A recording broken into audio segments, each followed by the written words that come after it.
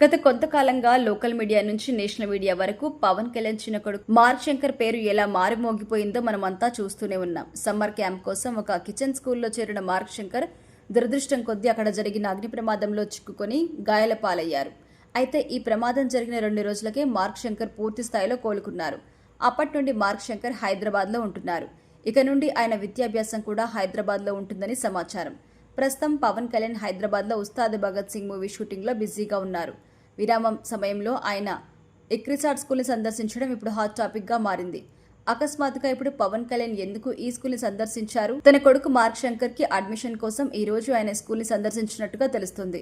హైదరాబాద్లోని పటాన్ చెరువులో ఈ స్కూల్ ఉంటుంది. పవన్ కళ్యాణ్ ఆ స్కూల్ని సందర్శించిన వీడియో కూడా చూడొచ్చు.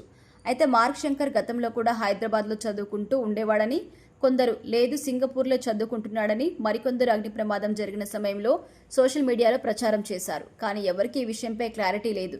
తన కొడుకు తన ఇష్టం, ఎక్కడైనా చదివించుకుంటాడు, మీకెందుకు అంటూ పవన్ కళ్యాణ్ ఫ్యాన్స్ అయితే ప్రశ్నించిన వారిపై మండిపడుతున్నారు. ఇదంతా పక్కన పెడితే కూటమి ప్రభుత్వం అధికారంలోకి వచ్చి పవన్ కళ్యాణ్ ఉప ముఖ్యమంత్రిగా బాధ్యతలు చేపట్టి ఏడాది పూర్తయినందున ఈ ఏడాదిలో ఆయన చేసిన అభివృద్ధి కార్యక్రమాలను ఫ్యాన్స్ సోషల్ మీడియాలో పెద్ద ఎత్తున ప్రచారం చేస్తున్నారు.